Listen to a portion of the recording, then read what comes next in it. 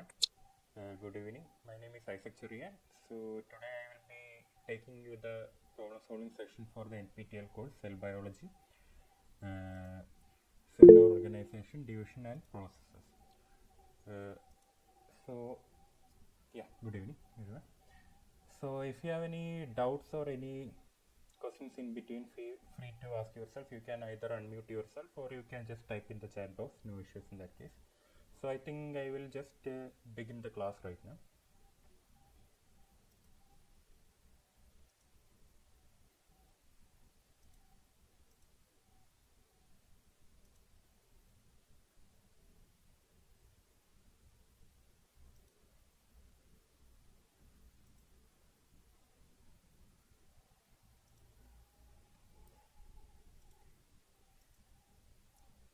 So I hope the slides are visible and I am also audible.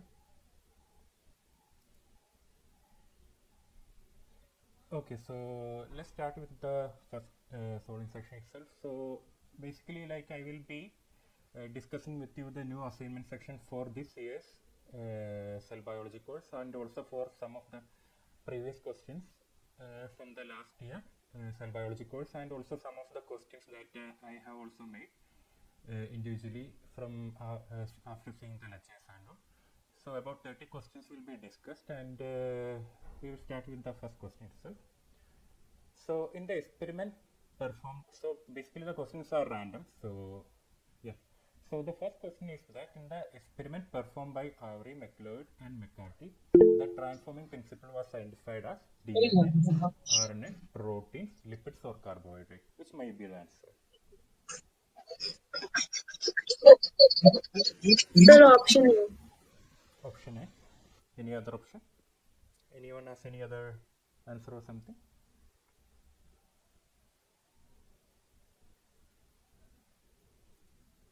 Okay, I think it's a basic question, right?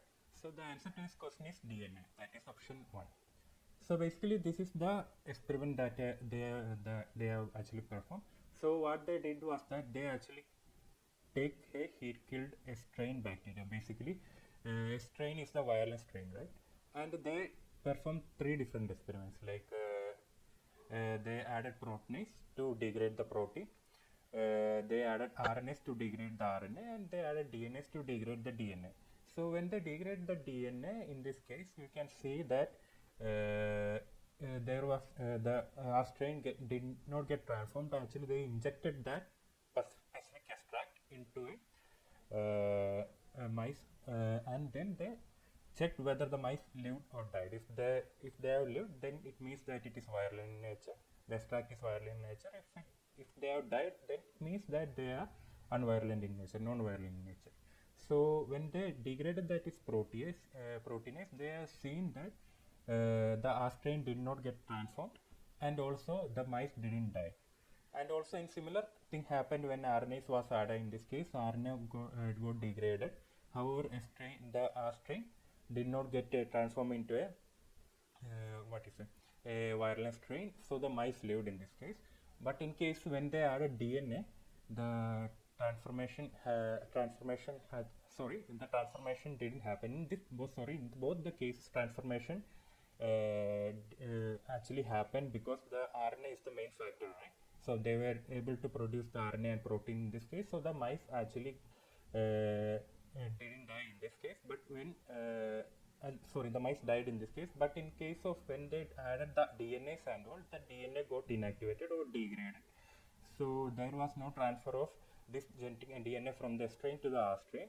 So it was unvirulent in nature. So the mice lived in this case. So this was basically the experiment done by these 3 scientists to prove that DNA was actually the transforming principle that was present within the S strain that made the R strain virulent, and hence the mice died in this case, but not the protein or RNA in this case, or neither the lipid or carbohydrate. So I hope this experiment is clear. Anyone has any doubt?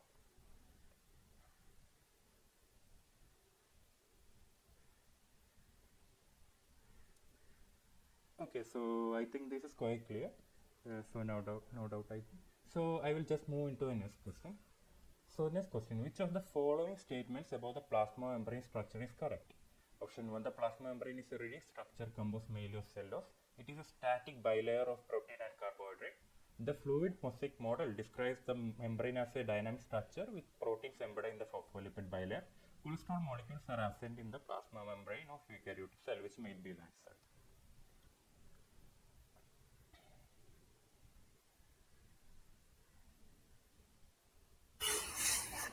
Sir, option 3. Option 3, I am getting the answer. Option number 3. Yeah. So basically, option number 3 you are correct. The fluid mosaic model, which was proposed by Singer and Nicholson, right, describes the membrane as a dynamic structure with proteins embedded in a phospholipid bilayer. And it also suggests that the distribution of each component, that is phospholipid, the glycolipid, the whatever components, the protein components that are present in the lipid bilayer is actually asymmetrically distributed, right? So there are two phases, inner phases as well as the outer phase. The outer phase will consist of most of the protein molecules along with the other components like glycoproteins or fatty choline, etc. It depends on the organelle also, right? So, and also the inner component consists of other components which might be differing from the outer phase of the plasma membrane itself. And because of the asymmetric distribution and presence of this component, the plasma membrane actually dynamic in nature. It is flexible. It can move within each other, and the components within the plasma membrane can either move laterally or it can be flipped from one region, one phase of the plasma membrane to other. That is from the inner to the outer, or the outer to the inner, vice versa, etc. So that's what fluid mosaic model actually describes. So if you look into the first question, this is not correct because cellulose is a component that is present in plant cell wall, right? And it is present in cell wall, not in plasma membrane also. And it is not static as per fluid mosaic model. It is not a static in nature. It is dynamic in nature. And the cholesterol molecules are present in the outer phase of the plasma membrane in case of eukaryotic cells, because this cholesterol molecules has a tendency to provide flexibility to the plasma membrane. That's why it is fluidic in nature or dynamic in nature. That's why the fluid mosaic model for plasma membrane is actually promoted there. So this is a structure. You can see that it is actually composed of different components, and these are cytoskeleton components that are present attached to the plasma membrane. Yeah. So I think this is quite clear. So anyone has any doubt?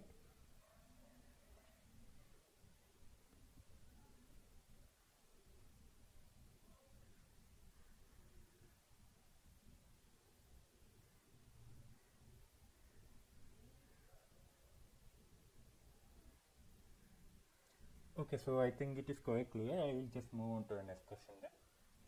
The shape of methane is tetrahedral, icosahedral, planar, or triangular? Which might be the answer? Sir, tetrahedral. Tetrahedral. Yeah, basically you are right. It is tetrahedral in nature. So each and every molecule, chemical molecule or organic compound exists in a like fixed structure. Like it can be bent structure. It can be like a trigonal planar structure. You might have known that from basic chemistry itself. So this is the structure of methane. So you can see that it consists of a carbon atom attached to hydrogen atom to each end, right? And this is the bond angle there, 109.5 degree. And based on the arrangement, how this particular molecule is arranged, you can see that it actually exists as a kind of a three-dimensional tetrahedral structure. So you can see that the bond angle is 105 degree. Yeah, so this the shape of the methane is actually tetrahedral in nature. That is option A. So anyone has any doubt regarding this?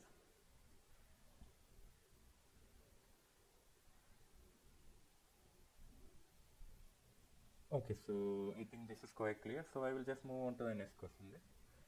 Which of the following statement best describes the role of oxygen in cellular metabolism?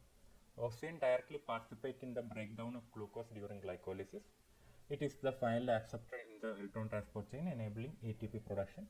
Oxygen is used to synthesize glucose during photosynthesis, and oxygen is required to generate lactic acid during anaerobic fermentation. Which may be the answer? Sir, option 2. Option 2. Any other option?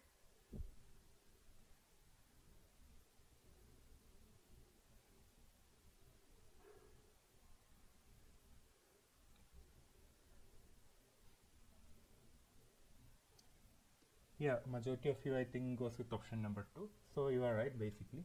Oxygen is the final acceptor in the electron transport chain enabling ATP production. So basically this is the structure of the electron transport chain, right? It happens in the mitochondria. This is also called as oxidative phosphorylation, right? So finally it leads to a formation of ATP there based on that electron transport chain that is present there. So you can see that the first complex, in this case you can see that the final acceptor, oxygen is the final acceptor, right? So it actually happens through different complexes, complex 1, complex 2, complex 3 and complex 4. So in each case when electron is passed there, one molecule of there are different molecules or number of protons that are released into intermembrane space, and in the final complex you can see that the oxygen along with the proton accept these electrons that have been channeled through these complexes, resulting in the formation of water. So this basically is correct. Basically this option is correct. The oxygen is the final acceptor in the electron transport chain enabling ATP production. So this is the last step, and oxygen actually accepts this electron, leading to formation of water molecules there. And this entire process leads to a formation of ATP with the help of ATP synthase protein complex there, which we will be dealing with afterwards.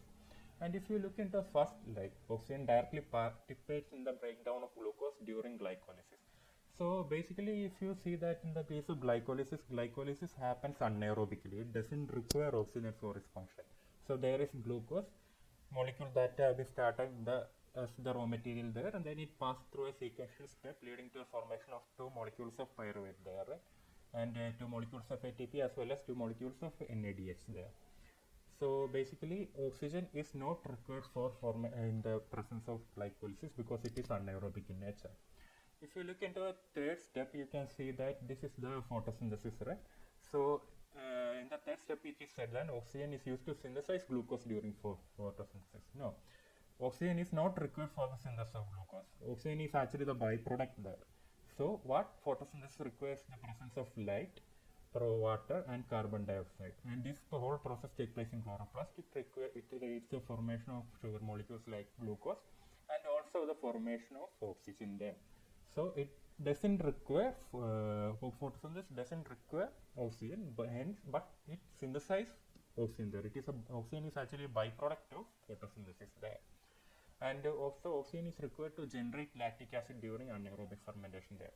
Now that is wrong basically, because anaerobic fermentation doesn't require oxygen there, because it happens in anaerobic process, right? If it is anaerobic in nature, or if it is requires oxygen, then it is enters in the pyruvate that is generated by glycolysis actually enters into what is called as a Krebs cycle, not anaerobic fermentation. So anaerobic fermentation actually leads to formation of lactic acid or other alcoholic molecules, right?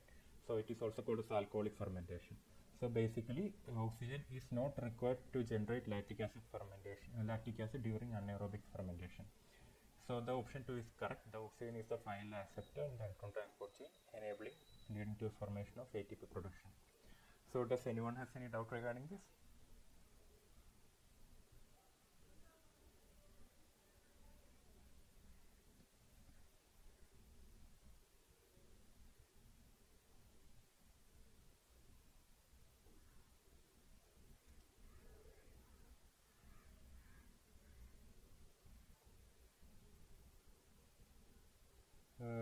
I think that the answer is quite clear, so I will just move on to the next question. Which of the following correctly describe the function of complex 1 in electron transport chain? It pumps proton into intermembrane space and transfers electron from NADH to ubiquinone or coenzyme Q. It transfers electron from FADH2 to cytochrome C and pumps proton into a mitochondrial matrix. It synthesizes ATP from ADP and inorganic phosphate using proton gradient. It transfers electron from NADH to cytochrome C using oxygen as the final electron acceptor, which might be the answer. I am getting option number 1. Any other option?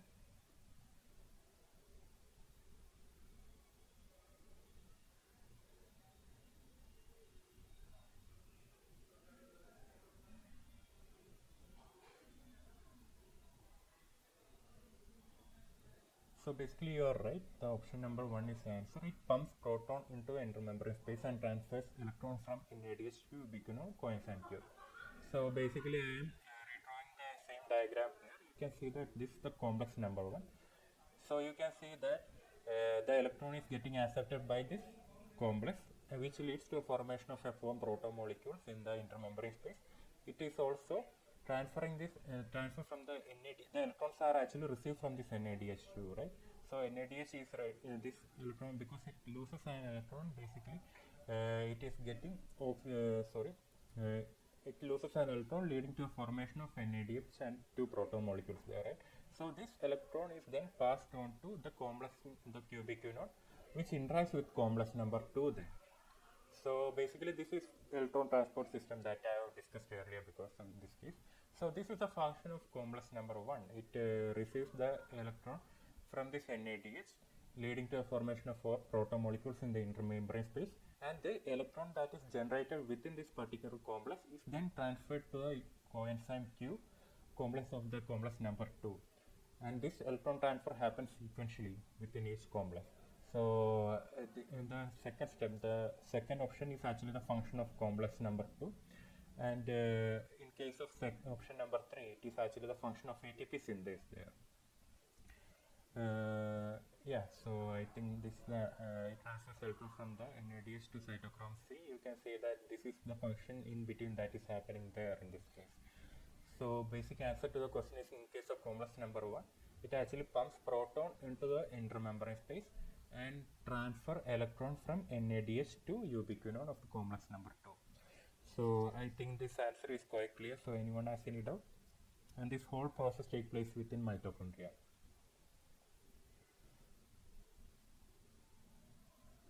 Does anyone have any doubt, or should I explain it once more?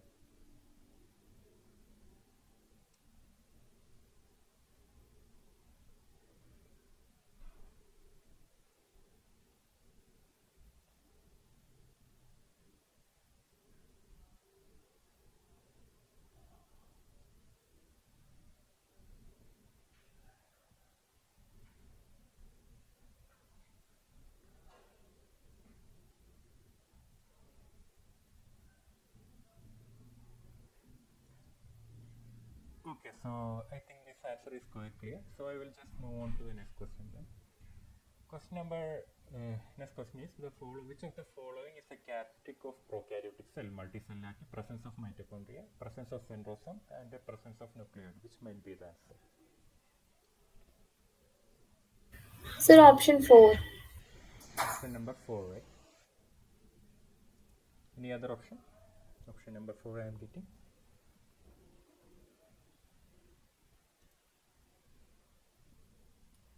Yeah, so basically it's a basic question, right? So it's a prokaryotic cell are devoid of any multicellularity, and also they do not consist of any organs. That's the basic basic statement that we know. So basically it consists of prokaryotic cell consists of what is called as a nucleoid there. So multicellularity is actually a component of eukaryotic cells, right? And this mitochondria and centrosome are actually organelles that are present within eukaryotic cells, right? So mitochondria is the place where several reactive oxygen species are formed, and also leads to formation of apoptosis and everything, and also electron transport train, and as well as ATP production actually takes place in mitochondria. Centrosomes actually are components of microtubules, right? So these are components that are made up of centrioles and other protein molecules that helps in the assembly and disassembly of these microtubules, which are obviously cytoskeleton components and all. So if you look into a nucleoid, this is the bacterial structure of a nucleoid. You can see that the DNA is actually organized within this particular region, right? So one of the other characteristics of a prokaryote cell is that it doesn't consist of a membrane-bound organelle. If you look into a nucleus, it is not membrane-bound. It is irregular in nature. It is displaced non-uniformly across the cell. So this is the space where the DNA is present, and this particular region is called as a nucleoid. So the nucleoid is a distinct feature of a prokaryotic cell, characterized by an irregularly shaped region of the genetic material. So the genetic material is actually present within this region inside the prokaryotic cell, and it is not enclosed by a membrane. It is not membrane bound. and hence it exists freely or irregularly within the cytoplasm at a particular region. And it consists of a single circular chromosome, which is a double-stranded piece of DNA. This DNA can exist in multiple copies within the cell at a given time, and it also consists of other components like nucleoid associated protein that helps to organize and combat DNA. Because the DNA within the prokaryote cell is actually combat in nature, needs to be supercoiled, and it doesn't consist of a chromatin also, but it consists of these proteins called as nucleoid associated protein that helps to arrange this genetic material and enables its supercoiling within the cell, because DNA is actually longer in length, right? So in each and every organism, even in prokaryotes, it needs to be compacted, and these proteins actually help in its compaction. And other components like mRNA, because transcription happens from the DNA leading to formation of mRNA, and then translation happens leading to formation of proteins there, right? So these proteins are also present there, and also other components that are required for gene regulation as well as transcription. So this is what nucleoid stands for. So it is actually characteristic. The presence of a nucleoid is actually characteristic to prokaryote cell, and it doesn't consist of organelles like mitochondria or centrosome, and they are not multicellular in nature. It is a feature of prokaryotic cell. So does anyone have any doubt regarding this case?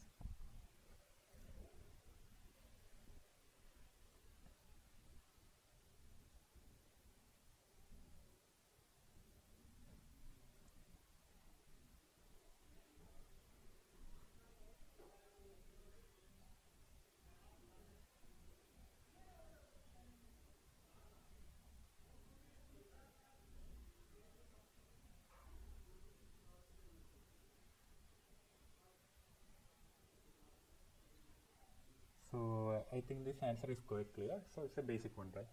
So I will just move on to the next question. Lipid raft. This is another question. Like, lipid raft are composed of which types of lipids? Cholesterol, glycolipids, and phospholipids. Phospholipids and cholesterol, proteoglycans, phospholipids and sphingomyelins, cholesterol, sphingomyelin, and glycolipid. Which might be the answer?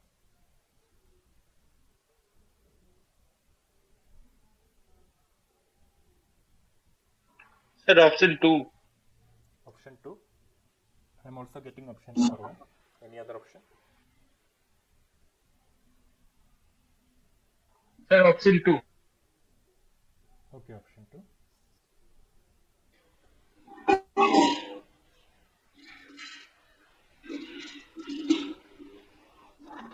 am also getting option 2. Any other option from your part? Anyone have any other option?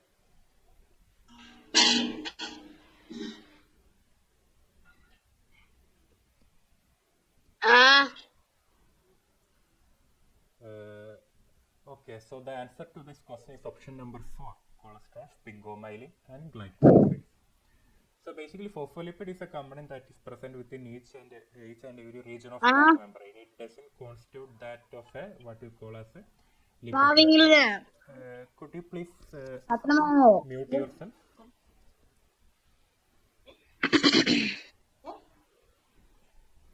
Hello.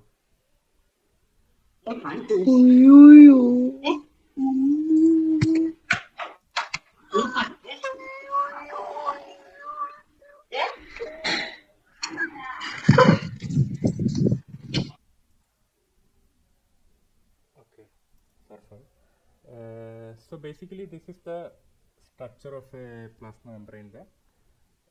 So you can see that there are different components there, right? If you look into a lipid raft standalone, you can see that components like glycolipids are there, cholesterol is also there, sphingomyelin are there. So these are three main components that actually resembles that or constitute that of a lipid raft.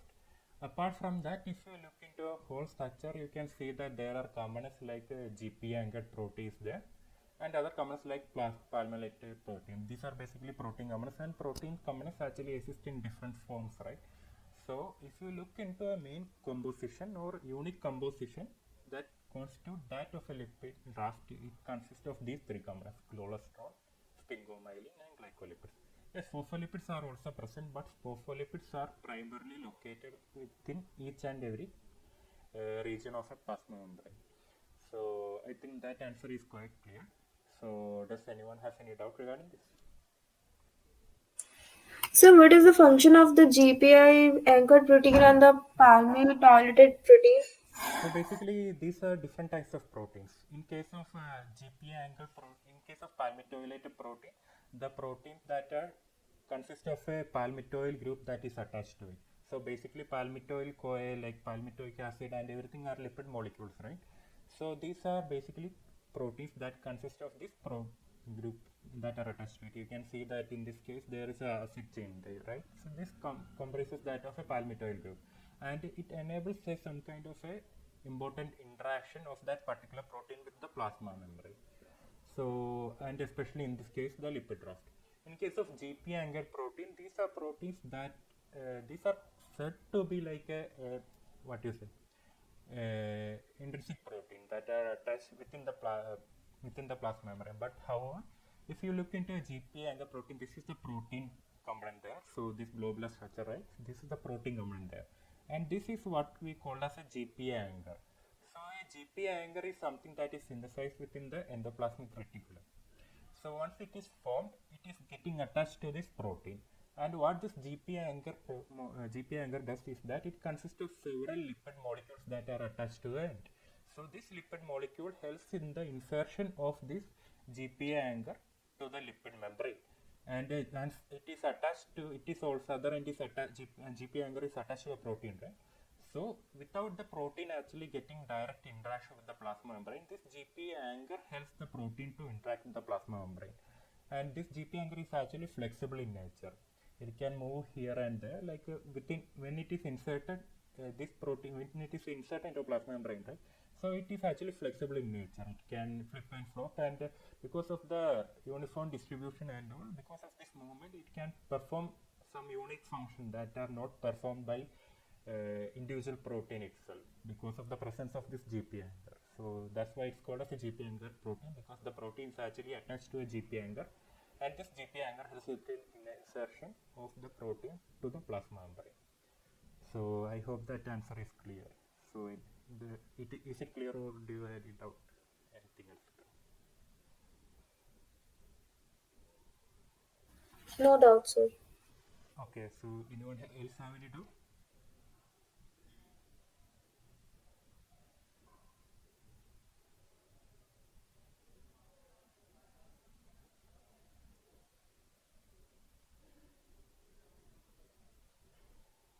Okay, so I suppose this answer is quite clear. So I will move into the next question then.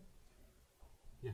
The central dogma of molecular biology states that genetic information flow from DNA to RNA, which is so the following step is responsible for transferring genetic information from DNA to RNA: replication, transcription, translation, mutation, which might be the answer. So, transcription. Transcription. Just skips in option 2. Option 2, transcription. Okay, so I'm getting option number 2 majority. So you are basically right, transcription. So can you please tell me who coined central dogma of molecular biology? Who was the first person to coin like this natural process, right? DNA is transcribed into RNA and it is translated into protein. Sometimes in case RNA can also undergo replication on its own because it need to divide, right? Cell division take place by replication and all. So RNA can also retranscribe back into DNA by a process called as reverse transcription, which was added afterwards. The central dogma was coined, and it take place in the presence of RNA-dependent DNA polymerase and all. So, can you tell me who coined this like statement, central dogma of molecular biology? So, Watson and Crick. Watson and Crick, right? So basically, Crick coined the term central dogma based on the results that they have obtained from Watson. So they actually described the structure of DNA, right? Later on, Francis Crick was the individual person who coined this central dogma of molecular biology. So basically, yeah.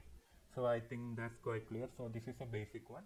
So does anyone have any doubt regarding this? I think it's a basic one, right? So you might know about this.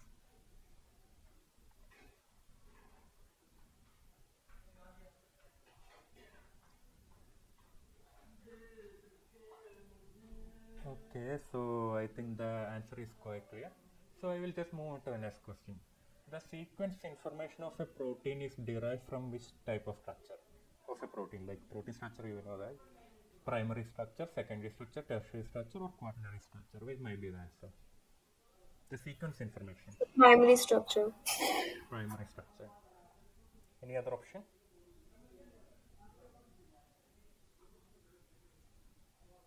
Primary. Option 1.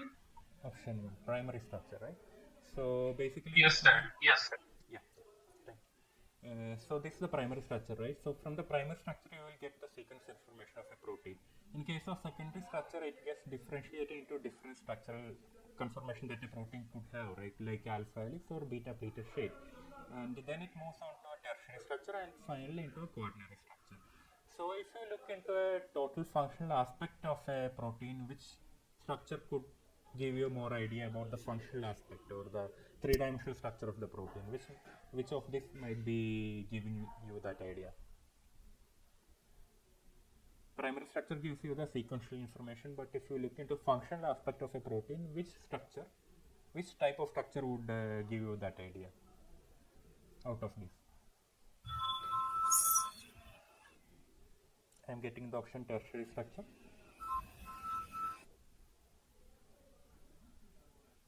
So secondary structure. Yeah, secondary structure also, tertiary structure. Any other answer? Sir, please repeat again question. Yes, sir. So basically, in order to get the sequential information of the protein, we need to look into a primary structure, right? But in order to get more into the functional aspect of the protein, like which structure should you study basically? Is it primary structure, sequential information, secondary structure, or tertiary or quaternary structure? It might be the answer. Sir, option 3. Tertiary. Tertiary structure, right? Because tertiary structure actually resembles the individual three-dimensional structure of that particular protein. Quaternary structure can also be an option, but in case of quaternary structure, if the protein exists as a dimer or a trimer or a tetramer, then it assembles to form a quaternary structure there. But if you look into individual functional aspect, if you want to study the individual functional aspect of a protein, then you have to look into a tertiary structure of the protein because it gives you the three-dimensional structure. Then afterwards, the protein might interact with the different any other similar subunit, similar protein itself to form a dimer or a homodimer, or it can interact with the other subunit, other different subunit to form a heterodimer or heterotrimer, whatever it is necessary to keep that particular function. So if you want to study the sequential information, then you have to go through the second primary structure of the protein, and if you want to study the functionality of the protein, then you have to go through a secondary structure. So I hope the answer is clear. Do you have any doubt?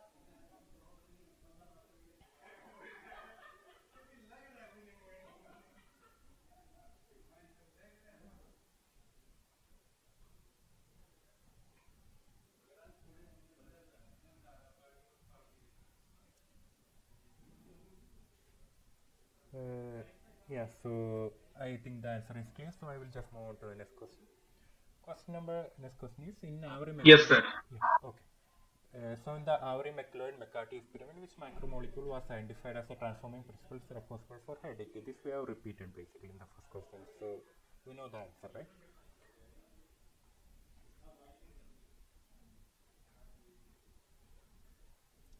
Yeah, so the answer to this question is DNA basically. So this is the experiment.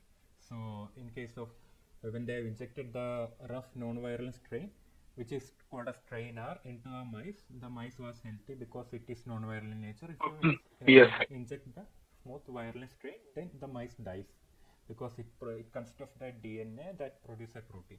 And if you insert the heat killed smooth virulent strain, the mice actually dies because you are inactivating the DNA, protein, RNA, or anything within that particular strain. So it is not infective or virulent in nature. But if you are inserting this heat killed or non-virulent rough non-virulent strain into mice, it actually dies because the DNA that is present within the heat killed smooth violent strain is getting transformed into the R strain. So it is the R strain which was previously non-viral in nature becomes viral in nature, and when it infects a mice, it becomes it is as it is virulent, the mice actually dies. So it is actually getting transformed into a, like the R strain is actually getting transformed into a live strain, right? Because of the because of the integration of the DNA from the heat killed smooth virulent strain into a rough strain, right? So making it virulent in nature. So this we have explained for. So I think the answer is clear. So I will just move on to the next question. What was the key finding of Michelsen's trial experiment regarding DNA replication? DNA replication is conservative, DNA replication is non-conservative, DNA replication is random, DNA replication is dispersive. Which might be an answer? Okay, I am getting option number 2.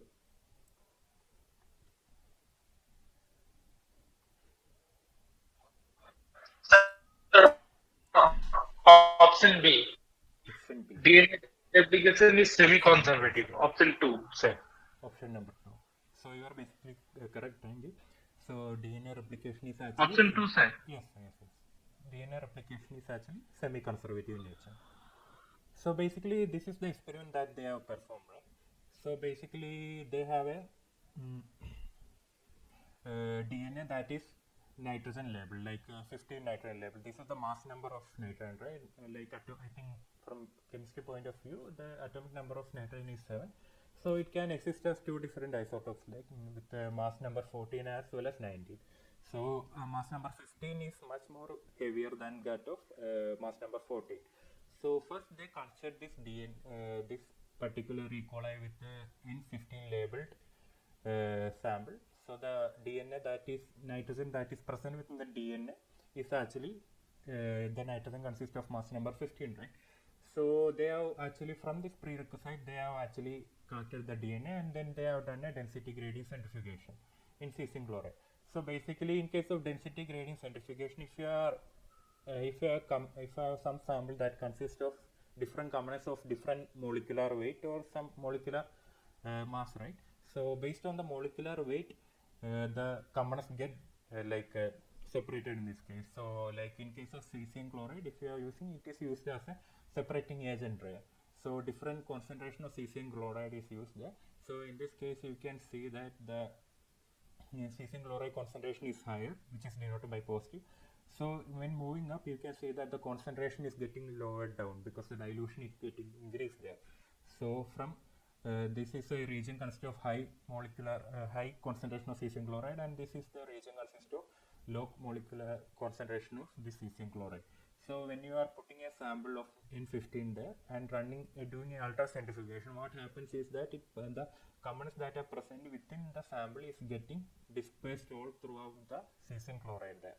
So if it is a component that having a higher molecular weight, then it will probably move into that is present in the top layer, because as the concentration of the cesium chloride increases, right, the components with the higher molecular weight has actually got a less, like what you say, actually got a tendency to move much deeper into a sample. So that's why you are getting a sample here. Basically you can see the band here because the mass number is much higher. So the DNA actually settles down at a much distance range in this case.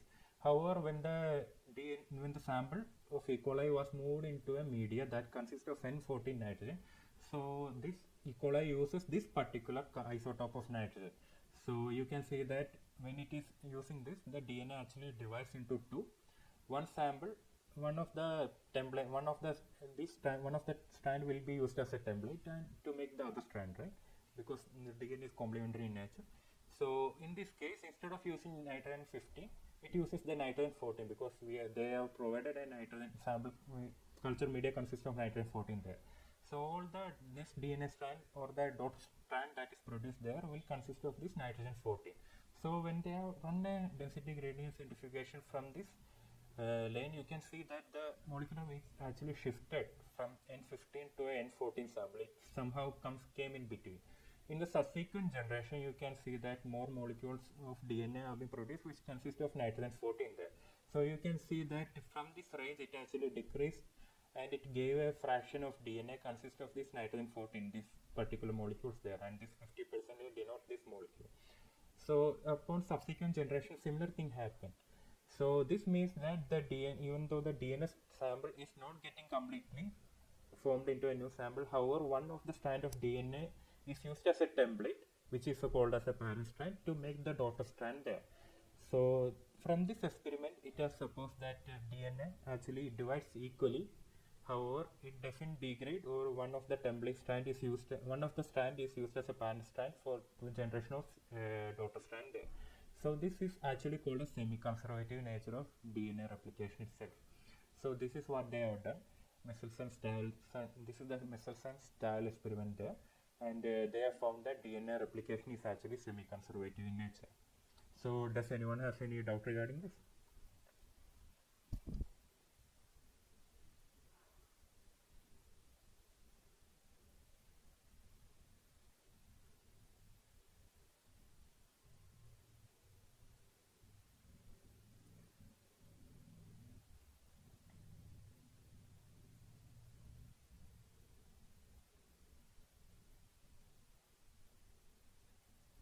Okay, so I think majority of you have understood the subject. So I will just move on to the next question then.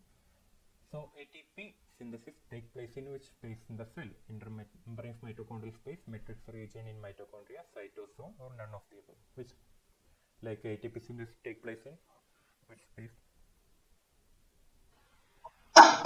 Option 2, sir. Matrix region in mitochondria. Okay. So anyone has any option? Any other option? Option number 2. Okay. Yes, sir. Number 2. Yeah. So you are basically correct. The answer is matrix region in mitochondria. So this is basically the structure of an ATP synthesis, right? Basically, ATP synthesis take place in mitochondria. You all know that, right? So mitochondria is actually consists of like a double membrane, right? So there is an outer membrane and inner membrane, right? So the inner membrane houses a protein complex what called as an ATP synthesis, right? So it consists of several subunits that are attached to each other, and it acts as a rotating motor, right? So basically within the electron transport system, basically what I will just move on to the previous slide. Okay, so I think you can see this slide we have discussed before, right? So basically this is the ATP synthesis, right? So electron transport system actually functions here. So what electron transport system actually does is that basically from the electron that is generated by the reduction of each molecules there, right? So this electron actually form transport to the each protein complex there. So each protein complex actually act as a pumps out proton molecules from the matrix region to the intermembrane space there, right? So when that happens, the concentration of proton actually gets increased in the intermembrane space, and also pH change actually happens based on the increase in the concentration of proton there, right? So when the pH change actually happens, the ATP synthesis at a particular point of time starts to function, because pH change is something that regulates ATP synthesis functionality also. So when this happens, the protons actually move from this region of the intermembrane space through the mitochondrial matrix there.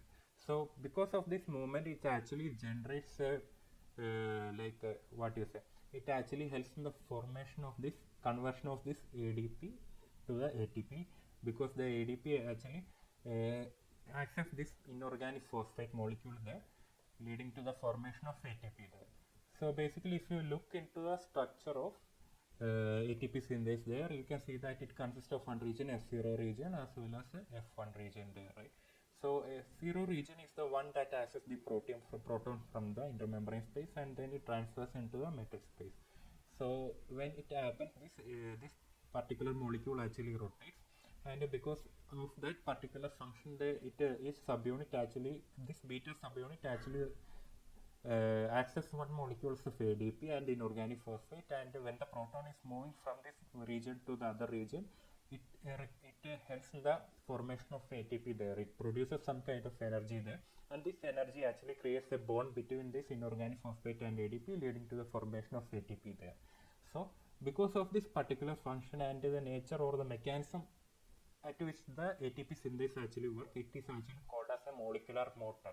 Basically, several prior structure have been generated in order to elucidate this structure. So basically, yeah. So this is the functionality of ATP synthesis. There, ATP synthesis actually take place in which space of the cell? The answer is mitochondria. Sorry, matrix region in mitochondria. So I hope this answer is clear. So anyone has any doubt?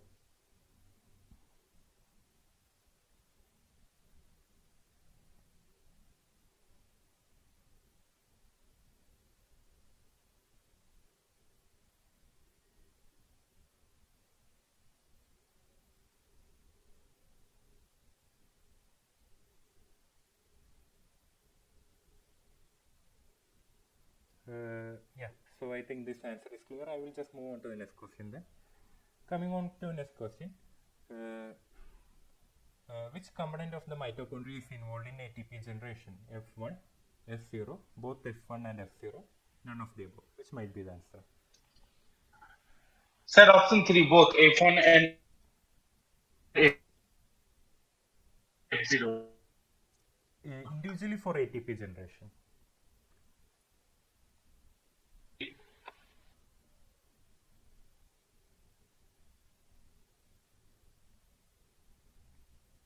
So any other option? Does anyone Both, else? option 3, Option 3. F1 and F0. No, sir. Uh, No. okay. So I'm going with option number like F1 Yes, sir. basically. Option number F1. Hmm. So because Yes. you can see from the structure like I Option 3, yes, sir. yeah, okay. So I will just explain it because if you look into a structure, actually the function of F0 is that it receives the proton and it transfers into a matrix region. Basically, the function of F1 region is the formation of ATP there because F0 is not involved in the formation of like ATP, but however it helps in the transfer of proton from the intermembrane space to the matrix region there. So the involvement of proton is necessary, but actually the formation of ATP take place within this particular component, the F1 component. It consists of these the subunits alpha, beta, gamma, as well as these particular auxiliary subunits that are actually structural in nature. So if you look into a function whether like which component carries out the ATP generation, it should go with F1 region, but if you look into whether the transport of proton actually take place, it is actually the function of F0 region. So actually the coupled like process is needed. However, if you look into individual functionality, what with this F1 component is actually needed basically rather than both the functionality. So I think this answer is quite clear. So anyone has any doubt, or should I repeat it once more? Excuse me, sir. Can you hear me? Yeah, I can hear you. Sir, can you go to the previous question? I have a doubt, sir. This one. Yes, sir. Sir, third option, what is that, sir? Systole? Hello. Could you please repeat? Sir, systole. What that means, sir? This one, option number 3, cytosol. Yes, sir. What is Actually, that is a part of a cytoplasm. Basically, cytosol is also referring to a cytoplasm, but cytoplasm along with cytosol along with the some other molecules like water molecule contributes the cytoplasm. Basically, I meant to mean the cytoplasm there. Okay, sir. Thank you, sir. Okay, sure. So I think this answer is clear. So can I move on to the next question, or does anyone have any doubt?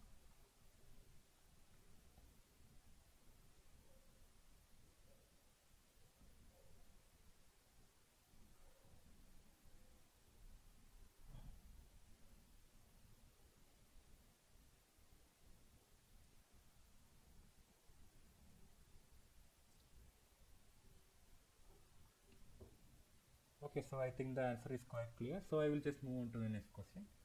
So what is the role of messenger RNA or mRNA in the process of protein synthesis? It carries amino acid to ribosome. It forms the structural component of ribosome. It serves as a template for assembling amino acid into protein, or it catalyzes the formation of peptide bond, which might be the answer. Option 3, sir. It's Sir, a option 3. template for assembling amino acid into proteins. Option C, sir. Yeah, thank you. So basically you are right. So the mRNA serves as a template for assembling amino acid into protein, right? So basically, if you look into first option, like it carries amino acid to ribosome. Which component that is involved in translation actually does that? Do you know the answer to that? What component actually carries amino acid to a ribosome?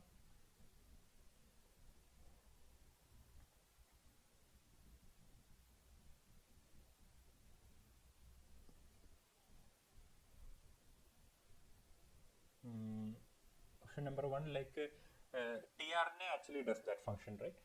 The tRNA consists of a specific amino acid that is attached to it. Then the tRNA along with the ribosomal subunit actually helps in the recognizing the codon that is present within mRNA, right? So this particular option, it carries amino acid to structure. Basically tRNA does that. tRNA has that amino acid attached to it which recognizes a codon, therefore enabling translation. And it forms a structural component of ribosome. These are some proteins that are ribosomal proteins that are involved along the rRNA, not mRNA. And the option 3 is mRNA, and it catalyzes the formation of peptide bond. Basically this is a function of rRNA and other ribosomal proteins. Basically they help in actually catalyzing the formation of peptide bond between each amino acid. So basically one tRNA actually sits along with the codon, and so each tRNA carries only one amino acid, right? So when the next codon actually arrives, what happens is that next tRNA actually recognizes the next codon with the other amino acid, and when this happens, the ribosomal RNA actually attaches these two amino acid to each other, leading to a formation of a peptide bond there.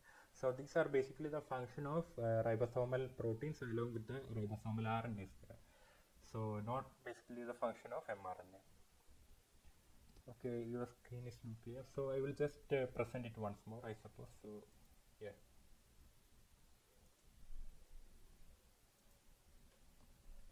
Yeah, I think the issue is solved. Can you see the screen right now?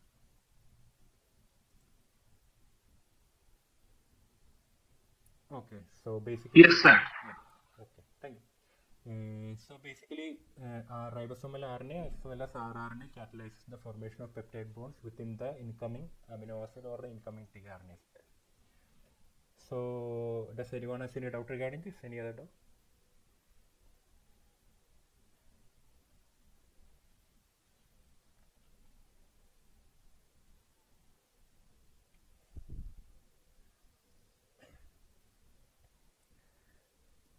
Okay, so I think it's quite clear. So I will just move on to the next question then.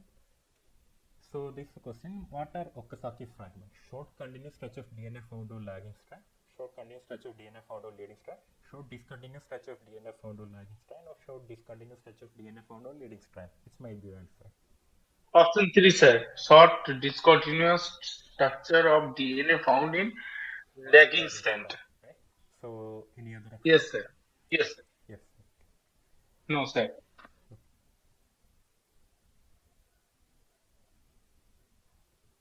Yeah, so basically you are right. So there short discontinuous stretch of DNA found on lagging strand. So basically, in case of DNA replication, this is the process of DNA replication. There are several enzymes involved, right? Topoisomerase, helicase, primase, etc.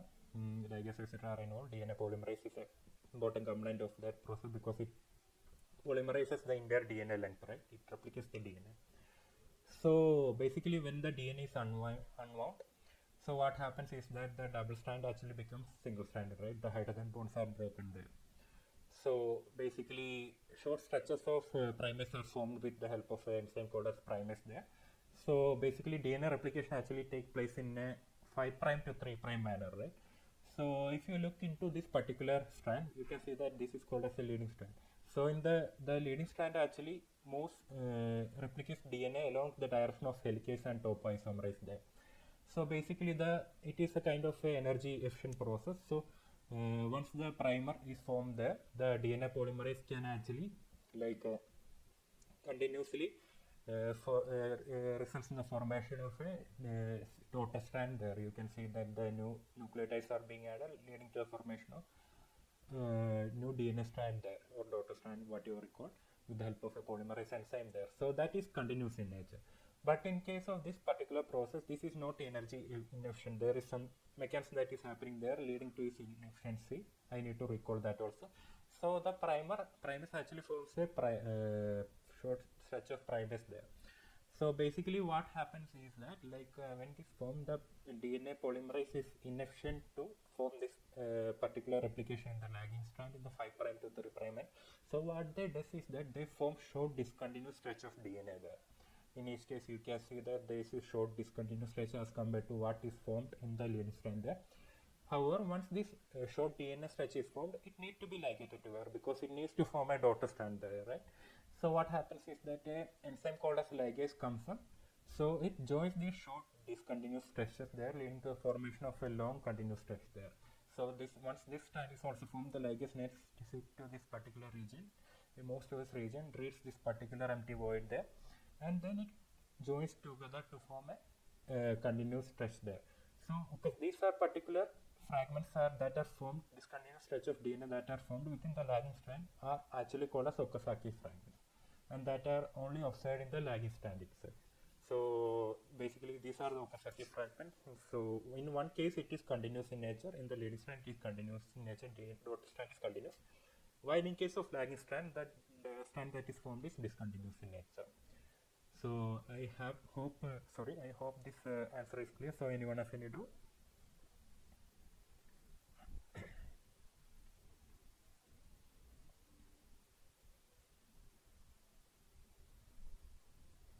Sir, Yeah. I have a query. Yes. Sir, why leading stand is continuous but lagging stand is discontinuous? Yes, basically because there is some kind of energy insufficiency that is taking place there. Basically, I also need to recall that because of this energy insufficiency, the DNA polymerase is not able to form a continuous strand there.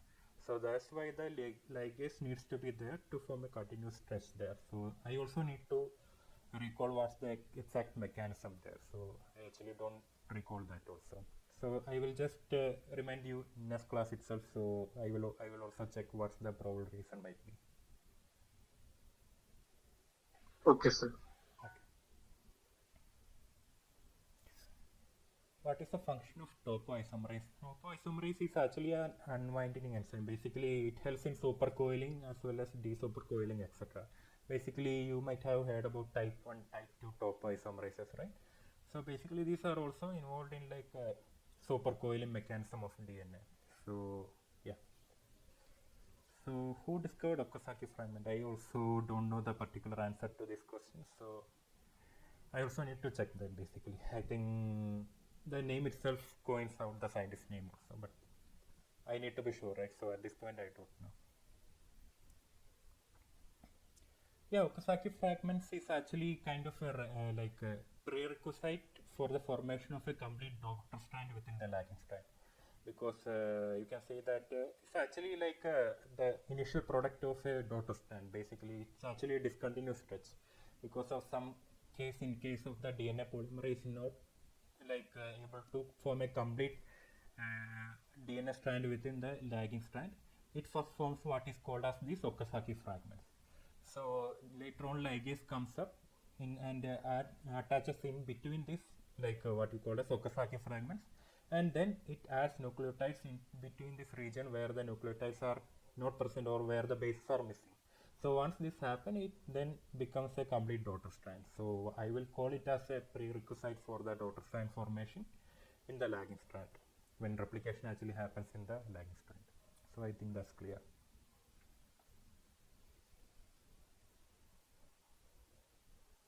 No, Okazaki fragment is not getting attached. So can I like describe you in the next question? Like I think I will.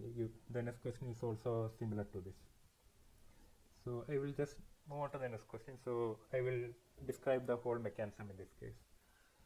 So which enzyme is responsible for unwinding the DNA helix during replication DNA? Option 2, sir. Option 2, helicase. Helicase. Yes. Helicase. Option 2, sir. Helicase. Yes, yes, Sure. yes. So basically helicase is the enzyme that does this, right? So basically you can see that the helicase actually unwinds the DNA. Then primase is an enzyme that leads to formation of primer there.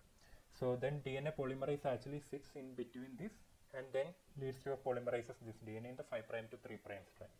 So you can see that in the case of Okazaki fragments is actually generated by DNA polymerase cells. The primer actually formed there, then the DNA polymerase form the short stretches of Okazaki fragments in a discontinuous manner, and then ligase comes and then it becomes a daughter strand, that complete daughter strand. So I hope this and the primase actually forms the what is it, the primer that needs to initiate the whole replication process. So I think this answer is clear. So someone asked the question. Yes, sir. Yes, sir. Clear. So I think the answer is quite clear. So I will just move on to the next question.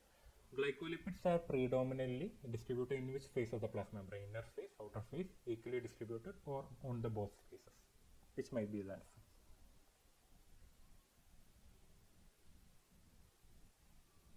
Glycolipids. Sir, inner phase. Inner Because phase. lipids. Yeah. Lipids is the waterphobic,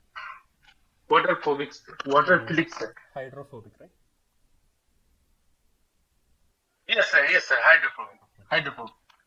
So anyone has any other option?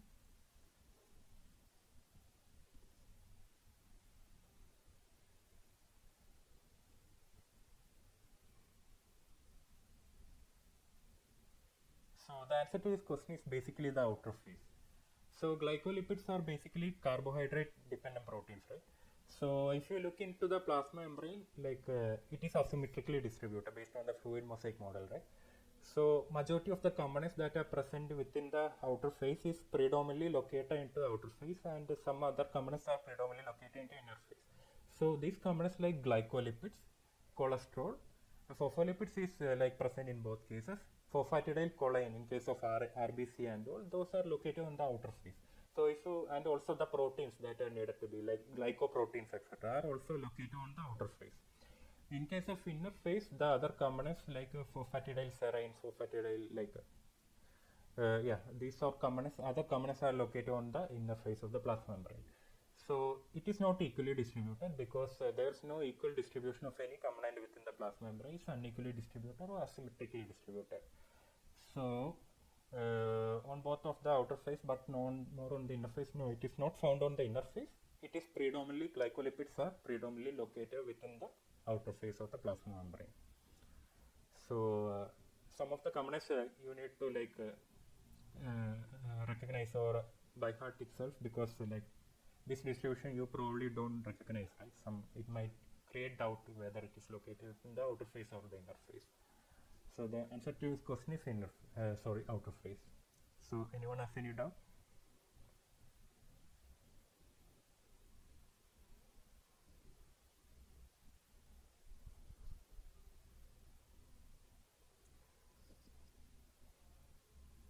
Okay, so I think the answer is quite clear.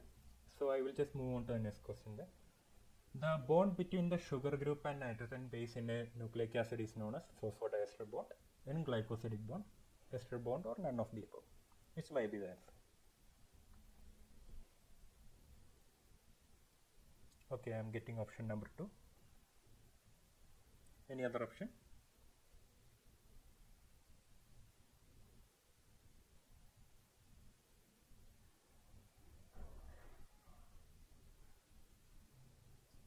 Yeah, so basically you are right. The answer to the question is N-glycosidic bond. So this is the N-glycosidic bond. You can see that there is a sugar molecule, right? So this is basically called as, whole structure is called as a nucleotide. So a nucleotide without a phosphate group is called as a nucleoside, which consists of only sugar as well as nitrogen base. So if you look into interaction between the sugar as well as a nitrogen base, you can see that the interaction happens between the hydroxyl group of the carbon group of the sugar molecule there with the nitrogen group of the nitrogenous base there. So this bond is actually called as a glycosidic bond there. And if you look into other interaction, if you look into phosphodiesteric bond, you can see that the phosphate group of one this sugar molecule actually interacts with the other sugar molecule. This particular interaction is called as a phosphodiester bond because it leads to formation of a two ester bonds there, right? So this is the region. So apart from that, if you look into a DNA, two strands of DNA are joined together by a hydrogen bond, right? So one strand of DNA is joined to by the hydrogen bond. Basically, the hydrogen bond is actually formed between two different nitrogen bases there, right? Two different complementary nitrogen bases there. So if you look into a bond that is formed between sugar group and nitrogen base, it is a glycosidic bond. So I hope the answer is clear. So anyone has any doubt?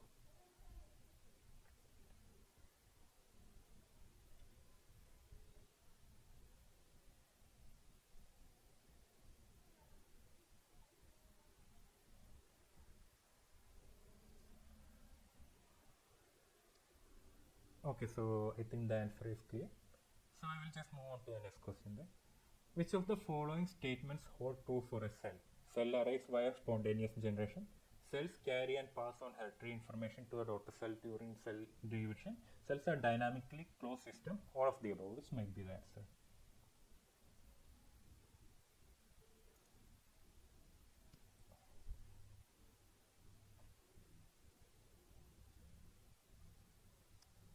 Option 4. I am getting option number 4. Any other option? I am getting option number 2.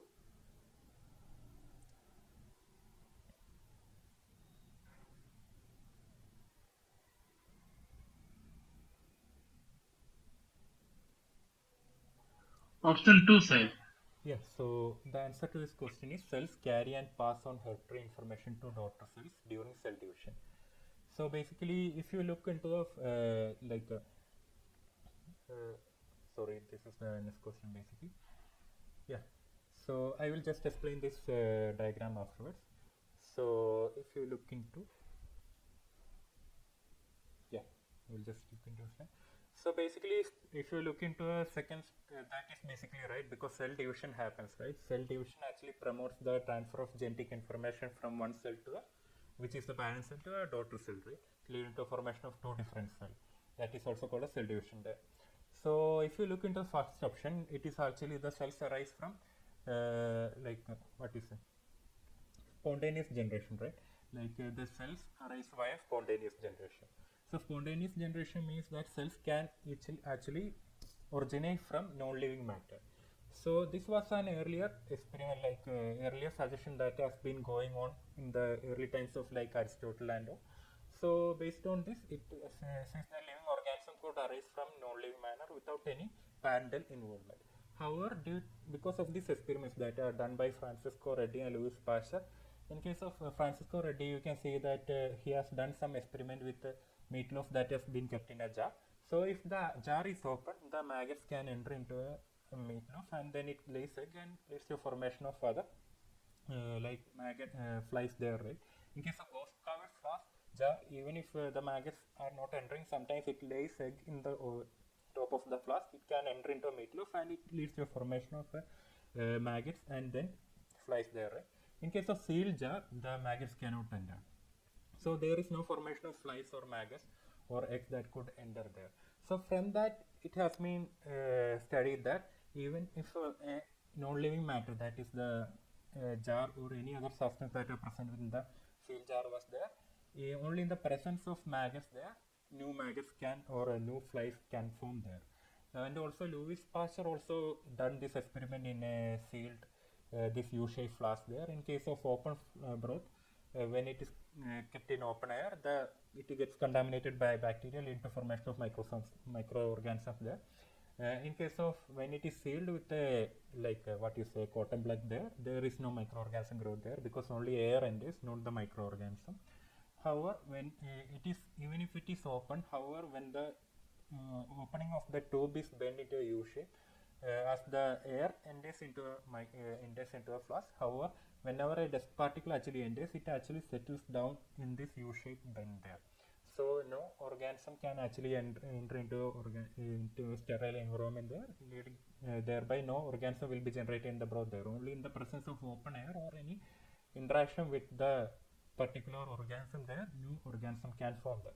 So based on these experiments or evidences that have been generated from this, it has been disproved the spontaneous generation, that is the first particular statement there has been voided out in this case.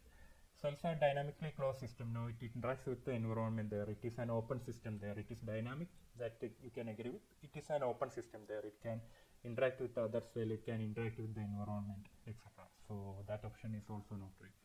So in this case, cells carry and pass on hereditary information to a daughter cell during cell division there. So I hope this answer is clear. So anyone has any doubt?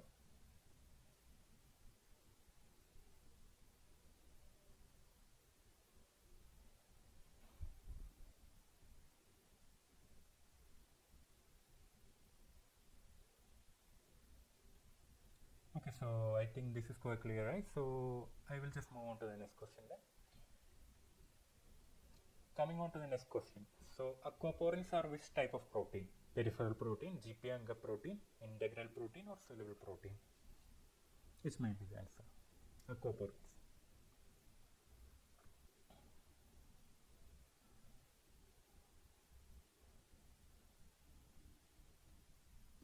I'm getting option number 4.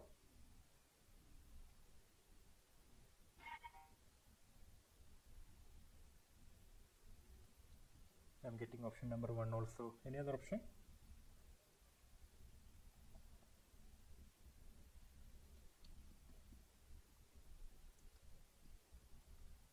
Okay, so the answer to this question is integral protein, option number 3.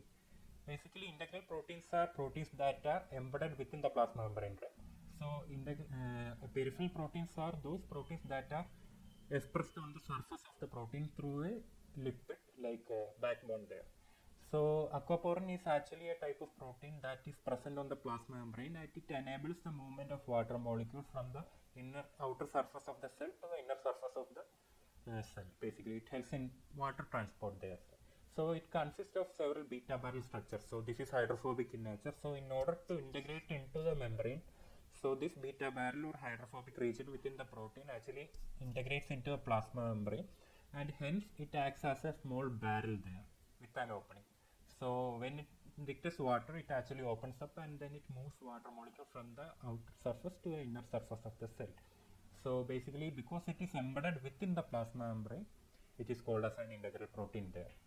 So apart from that, other molecules like carbon dioxide or any other components cannot enter through a cell. Only water can move through this particular protein-like structure there.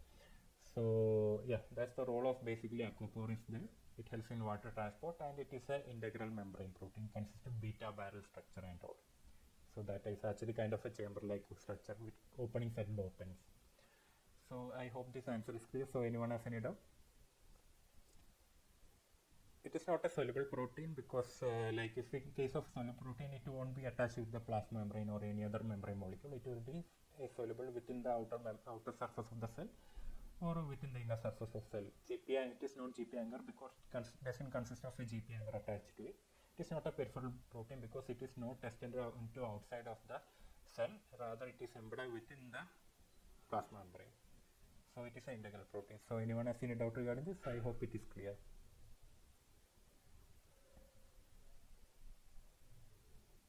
Okay.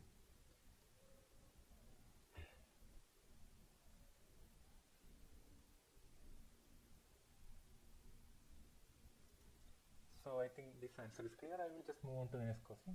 The theory proposed by Sladen and Schwann is known as infection theory, cell theory, germ theory, none of the above, which might be the answer. Okay, I am getting the option number 2, cell theory. Yes, sir. The cell theory. Yeah, option 2, the cell theory. Basically, Sladen and Schwann actually proposed this theory, right? So it states that all living organisms are composed of one or more cells, which are the basic unit of life. Cell are the basic unit of life. So that all cells arise from pre-existing cells, right? So through cell division, through a process called as cell division. So Sladen actually started this work and he did on plant cell. So from that he identified that each plant tissue is composed of individual cells. So from the idea that Schwann got from Sladen, he extended that into animal cell. So basically that was the theory. Basically cells are the individual living component of a tissue or an organism, and it is called therefore it is called as a basic unit of life, and through a process called as cell division, new cells can exist from its own parental or pre-existing cell. So can you give one example, difference between the plant cell and animal cell? In this case, I am just asking you a question. Prime difference between a plant cell and animal cell. Yes, cell wall. So basically, if you look into a plant cell, right? So cell wall is a major component that is present there, and it is mainly composed of cellulose. In case of fungi, if you look into that, fungi consists of a cell wall which is made up of chitin, etc. Right? And it also consists of other components like the rostopol. So we are not discussing into that. So answer to this question is the theory proposed by Sladen and Schwann is known as a cell theory. So does anyone have any doubt there?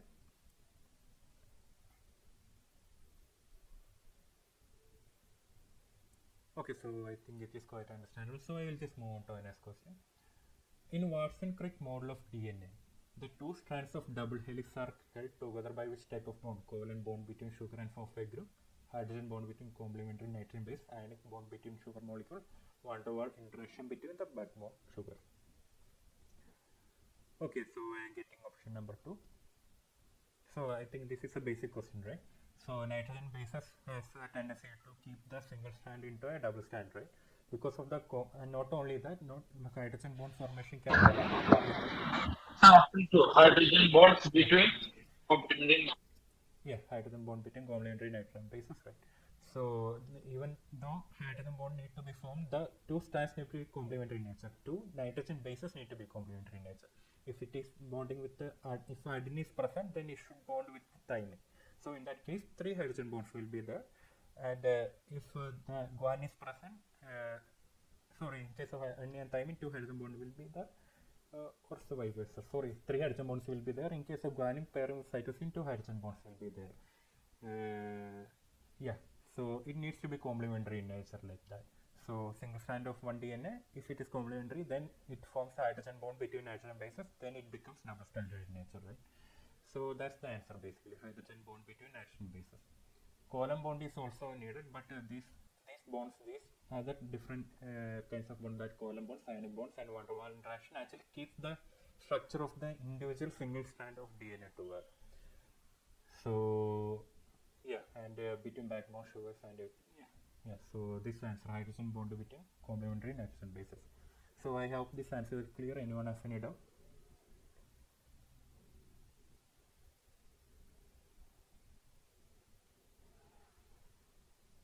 So this is a basic one, right? So I will just move on to the next question then. With what charge does an acidic amino acid possess? You know that there are several acidic amino acids, right? Like positive, negative, or zero, which might be the answer for acidic amino acid. Sir, negatively charged, I think so. The negative. Negative charge. Any other option? Option 2. Option 2. So you are basically right. It is option 2. Basically, this is the individual structure of amino acid, right? So there are several non-polar structure, polar structure, and these are also polar structure. However, most of these are lysine, arginine, and histidine are basic in nature, right? So they are negatively charged, and positively charged. In case of acidic amino acid like aspartic acid and glutamic acid, they are negatively charged because they are acidic in nature. So because this particular side chain, the CO minus group there, right? So it consists of one is, in case of this, if you look into the structure, it is negative as well as positive charge, so it is gets nullified out. However, the side chain of this particular amino acid, right, carboxyl group there, it loses one proton, thereby it gives it a negatively charged CO minus group there. In case of basic charge, totally the opposite. In case of basic amino acid, totally the opposite, that it gives a positive charge because of the presence of this ammonium ion that is present here will actually gives it is a positive charge there. So that's the basic difference. This doesn't give any charge because the total charge is actually present within the backbone amino acid constituents there, giving it a zero charge there. And this middle group don't give it a positive charge or negative charge. So answer to the question is the acidic amino acids are basically negatively charged in nature. So does anyone have any doubt regarding this?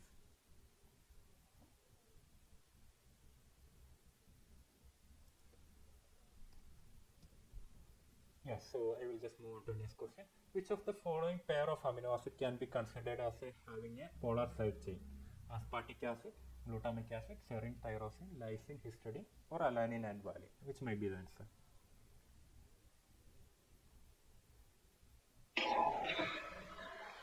Sir, option 1. Aspartic acid and glutamic acid.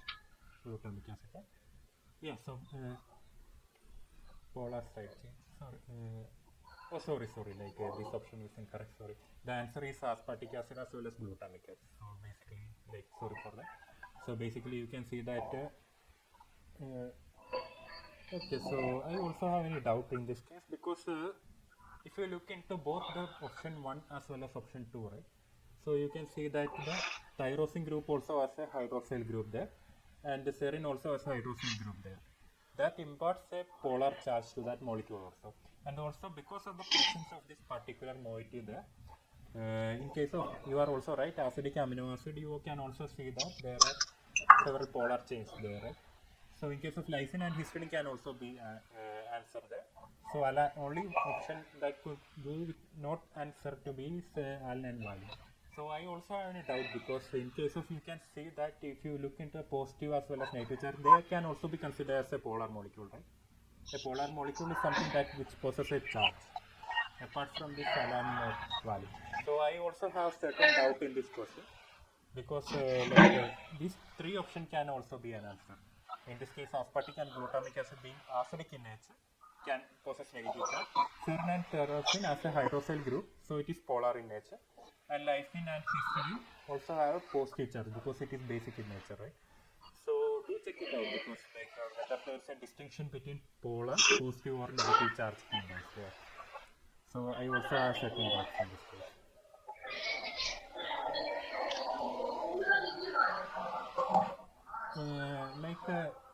Like memorizing amino acid there, that's not quite needed, because if you know, like some of the distinction can be made at there, right? Aspartic acid is there, it's an acid basically.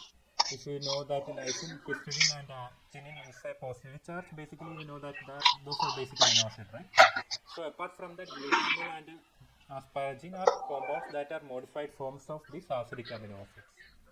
So rest of them you can actually don't need to memorize. You can basically, if you are reading it somehow or looking into your structure, you can get that into your mind basically. Like there's no need to memorize that. Or basically you can make yourself some short forms of those amino acids, right? So if you are making some short forms and all, you can memorize that better or get to know that because if you are memorizing, you will actually forget that after or shortcut form. That will be much better basically. If recall, you can recall that for a long time if you need to know those amino acids and all. Okay, so yeah, do check this option also, because I also have a doubt. So yeah, so coming to the next question, which of the following phospholipid molecule movements in the plasma membrane is rare? Lateral diffusion, rotation, flip-flop or flexion? Which may be the answer? Sir, flip flop, option 3. Option 3, Sir, flip-flop. flip flop is correct. Yeah, you are correct basically. So yeah, I think everyone knows that answer, right? Flip-flop. So basically, the phospholipids that are present within the plasma membrane can undergo different type of movements, right? One is the rotation. The molecule within that particular molecule can rotate within a 180 degree or 90 degree angle. Flexion means that the tail region of that particular molecule can actually wag here and there. So that particular movement is called as flexion. Lateral movement means that in the outer phase or inner phase, no problem in this case, the phospholipid present within one region can move to another region within the another portion within the plasma membrane, because when formation of lipid raft and everything, right, which I have discussed earlier, requires this kind of lateral movement and all. Flip flop means that one molecule that is present within the inner phase actually gets flipped into the other opposite phase of the plasma membrane. So that particular phenomenon is called as flip flop. So I think all the options are described within the figure. So in this case, if you consider flip flop is actually the mechanism that is quite rare in case of like this lipid movements and everything. So I think this question is clear. So and the response is also clear. So anyone has any doubt?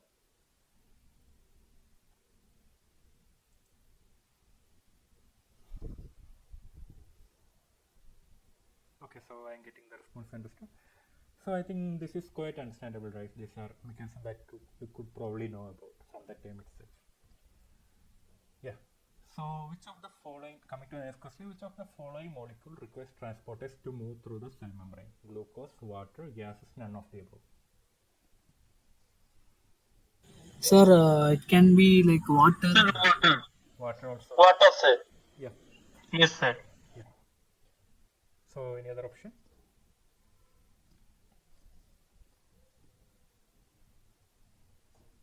Which movement, could you please repeat the question? Okay.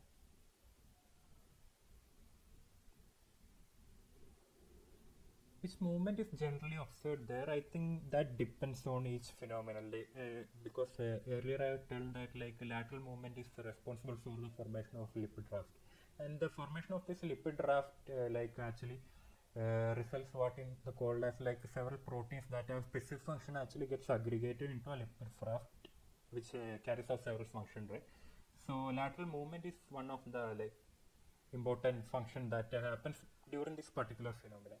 And again, from my point of view, from what I have read, I think this particular movement like predominantly nothing exists. I think apart if you are comparing, I think lateral movement but I also need to recheck it again basically.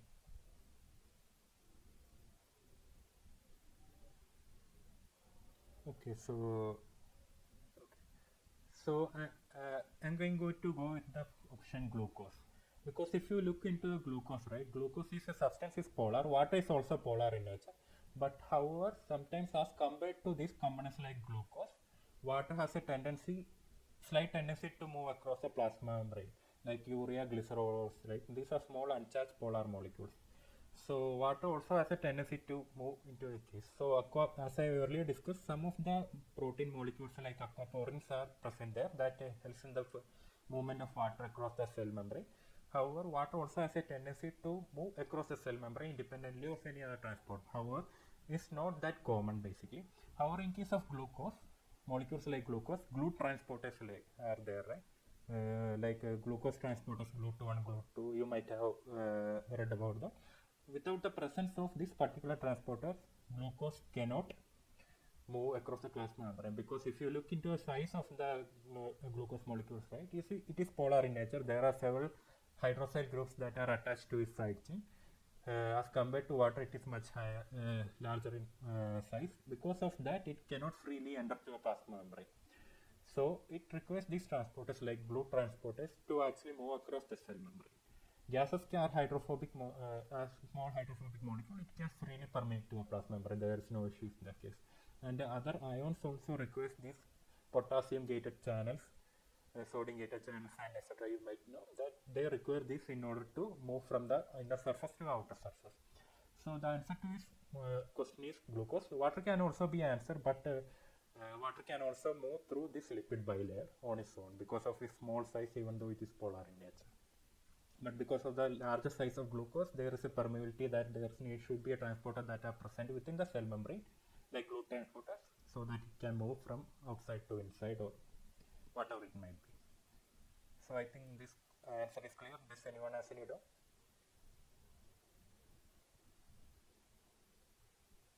Yes, sir. Okay, so I think this is clear. So I will just move on to the next question. So each round of glycolysis leads to a formation of 2-pyruvate 2-ATP, which might be the answer.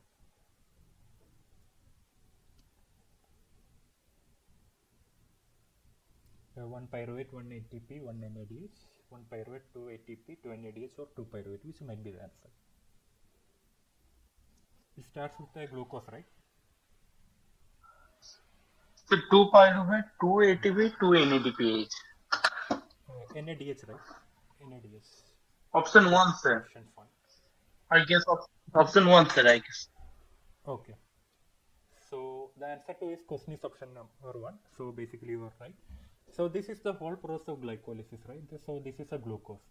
So within that, from the first few portion of this particular step, so you can see that 2 ATPs are used out there.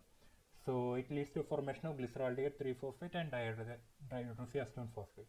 So these two molecules can freely get converted within each other using of this particular enzyme aldose and isomerase. However, it leads to a formation of what you call as a single molecules, right? So if the dihydroxyacetone phosphate that is formed here actually gets converted into a glyceraldehyde 3-phosphate, then it forms two molecules of glyceraldehyde 3-phosphate, right? So consider that in this case 2 molecules of glyceraldehyde 3-phosphate are formed. From one molecule of glyceraldehyde 3-phosphate, these two molecules of ATP and one molecule of NADH are formed. So there are 2 molecules of glyceraldehyde phosphate, the other forms from dihydroxyacetone phosphate. So that also undergoes one more step. So the total ATP actually gets formed into a 4 ATP and 2 NADH, right? So from that, in this case, if you look into that, there are and leading to a formation of one pyruvate as two glycerol 3 phosphate is involved. Two molecules of pyruvates are formed. Two pyruvate will be formed. 4 ATP will be formed and 2 NADH will be formed. However, if you look into a previous step, 2 ATP is consumed out. So you have to minus out 2 molecules of ATP from there. So in the final step, if you look into each round of glycolysis, from 1 molecules of glucose, 2 molecules of pyruvate will be formed. If you will minus out 2 ATP from the 4 ATP, 2 ATPs will be formed and 2 NADH will be formed in this case. So that's the basic answer in this case, that option 1, 2 pyruvate, 2 ATP and 2 NADH are the end product of one round of glycolysis from 1 molecule of glucose. So I hope this answer is clear. Does anyone have any doubt?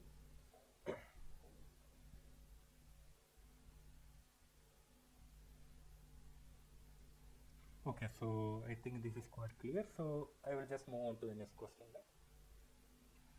Yeah, the presence of mitochondria and chloroplast in eukaryotes can be explained by which of the following? Cell theory, germ cell theory, endosymbiosis, all of the above. Which might be the answer? Option number 3.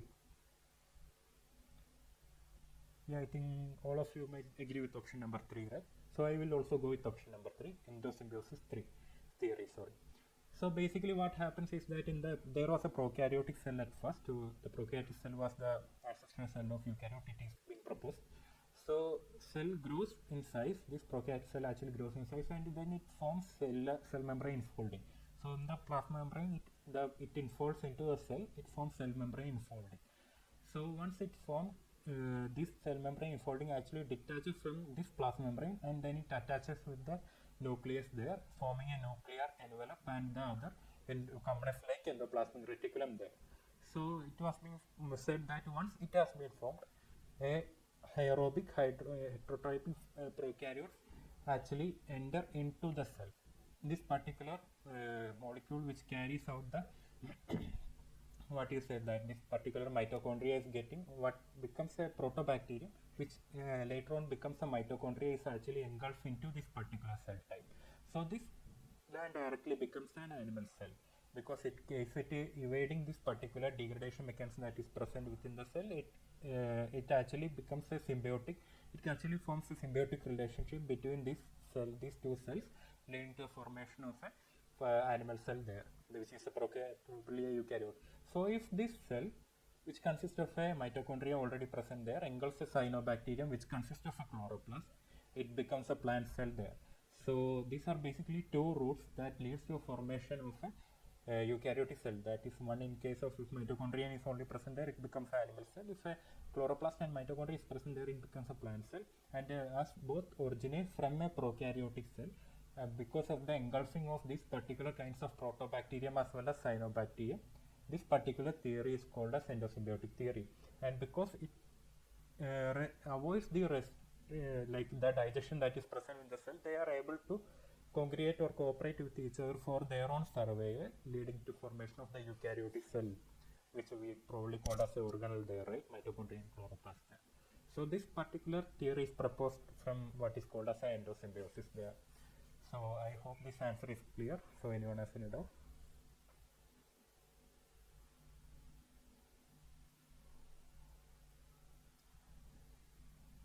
Okay, so it's quite understandable. So I will just move on to the next question. Who described the process of cell division? Robert Hooke, Walter Fleming, Theodore Schwann, Lynn Margulis. Which might be option? I'm getting option number 2. Any other option? I'm also getting option number 1.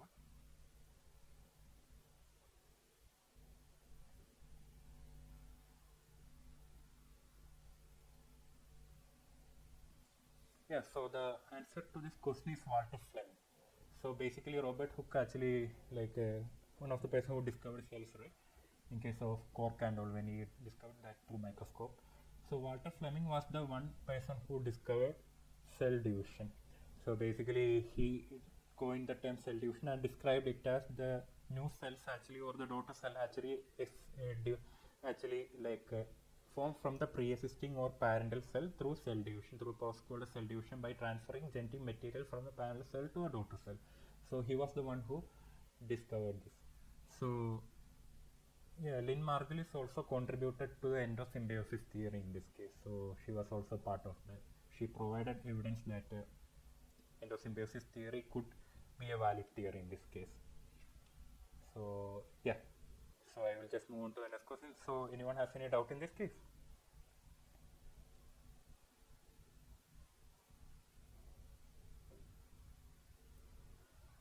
Okay, so I think it's quite understandable, right? So I will just move on to the next question. A water molecule can form hydrogen bonds with how many other water molecules?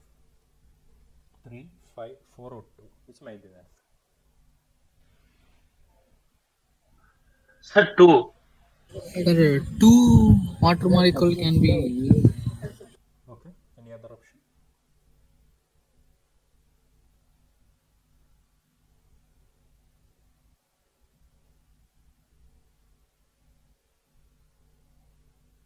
Okay, so I will just explain this. The answer to this question is 4. So basically consider this as a water molecule, right? So water's basic structure is H2O. So there are two hydrogen molecules that are attached to a one oxygen molecule, right? So if you look into a polar nature of the water is basically dipolar in nature, right? So if you look into each individual atom of a water molecule, if you look into hydrogen atom, it is usually positively charged in nature. So it consists of a partial positive charge of 1 plus 1. So there are other hydrogen molecule also there, two hydrogen molecules are there. So that gives a partial charge of 2 there. So this hydrogen molecule can interact with the oxygen molecules of other water molecule. So one hydrogen interacts with the other water molecule, leading to one water molecule. The other also interacts with the same case. So two hydrogen molecules, hydrogen bonding can form there. However, in case if you look into oxygen molecule there, oxygen has a valence electron deficiency of 2, right? So it can actually, it is electronegative in nature as compared to hydrogen, which is electropositive in nature. So oxygen has a charge of 2 minus. So it has a partial charge of minus 2, meaning that it can form hydrogen bond with hydrogen molecule of other water molecule. It can form two hydrogen bond because of the partial charge of minus 2 in this case. One charge interacts with this hydrogen molecule, hydrogen atom of other water molecule, and the other remaining negative charge interacts with the hydrogen atom of other water molecule. So if you look into the total number of hydrogen bond that is formed within a single water molecule, they can form 4 hydrogen bond with other water molecules, in this case single water molecule. So I hope this answer is clear. Do I have any doubt?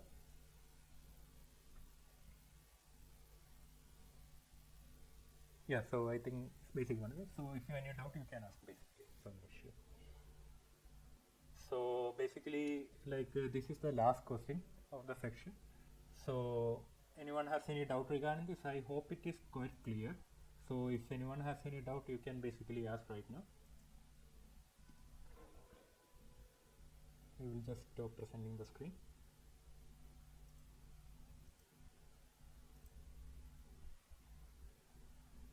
So does anyone have any doubt?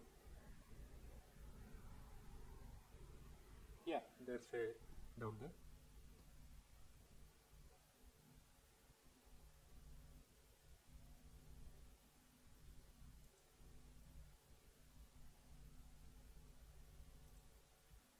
Okay, so I think it's quite understandable. So if you have any doubt, you can. Yeah, I will share the PPT in the links. Basically, there's a link that I think IIT Madras should have sent you, right, from the NPTEL. So I will just share my presentation within that particular link. So you can basically go on there and download that video. And plus also like I will be uploading this particular video recording session in my YouTube channel. So you can also check that. Basically IIT Madras will provide you with that, all those, what you say, resources and all. So that's not an issue. Yeah, it will be useful. So prepare well for your exam. So that's the idea, right? So I think we can end the section right now, right? So thank you everyone for joining. So we will join for the next week. Thank you. Thank you, sir. Thank you.